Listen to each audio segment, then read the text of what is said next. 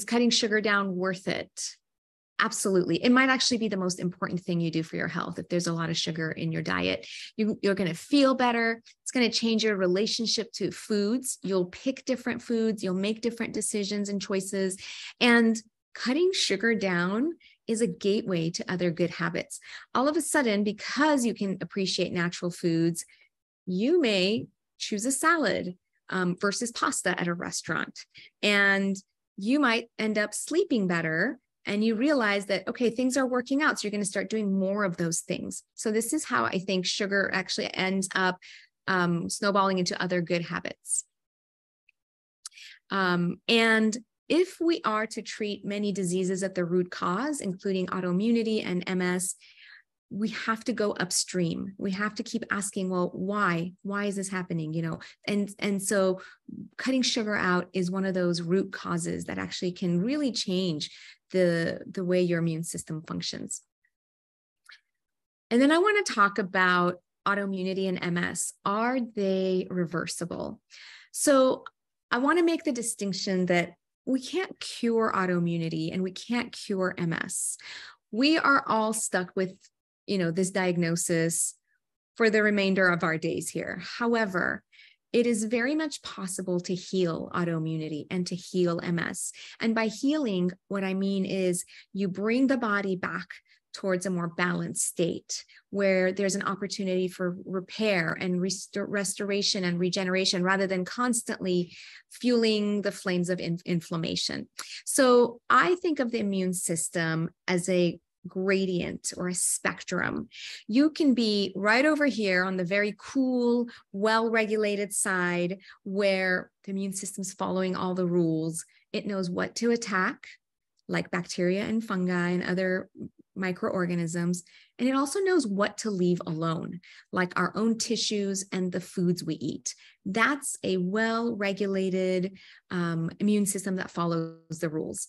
On this side, you have dysregulation. The immune system's forgotten the rules and it doesn't know what to attack. It's gotten confused. And one day it can learn to make antibodies against our own tissues or foods that we're eating. We call that a food sensitivity. So you can move back and forth on this continuum based on what's going on in your environment. So if, let's say you're on vacation, you're getting your 8 hours of sleep, you're not dealing with your stressful job, you're at a place that's serving whole foods and, you know, foods that are good and healthy for you. In that time frame, you're sending all kinds of good information from your environment into your body, into your DNA, telling which genes to turn on and off, and the immune system starts straightening out.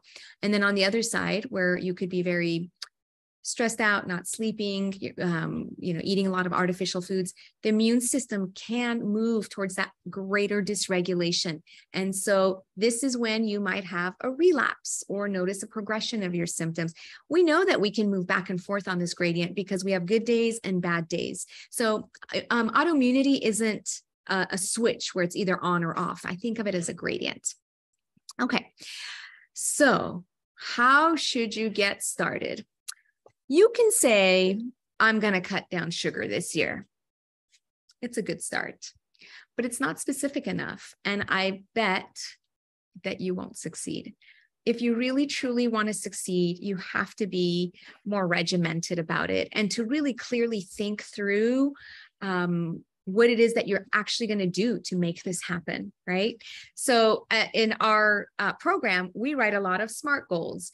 And if you've never written one, I'll kind of go over one with you. But SMART goals help us stay hyper-focused on the goal. And you can actually grab pen and paper right now and do this as we're talking, because, hey, we're here together. We might as well do it, right? So write down your goal, be specific about it, and then you could tell everybody for accountability and to also call them when you're having a weak moment. So the S in SMART stands for specific.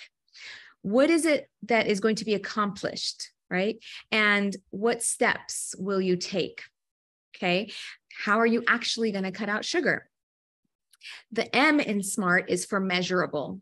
Do you have a way of measuring your goal? How much? How well are you going to do something? How many days a week are you going to go without sugar, for example? Is your goal achievable? Is it something that's actually doable? If you're going to say, I'm going to go 100% no sugar, I don't know. Is that doable? Maybe, maybe not. Also, do you have the tools that you need to make it happen? The R is for relevant. So why is this important now? Like, why did you show up to this webinar today? There must have been a reason, right? You could have just glossed over it and said, that's not important. I don't have a sugar problem. I don't really care about this symptom or these medications and side effects, right? And then finally, time-based. What's your time frame? Is it 3 weeks or 6 months? What's the schedule you're going to put yourself on? So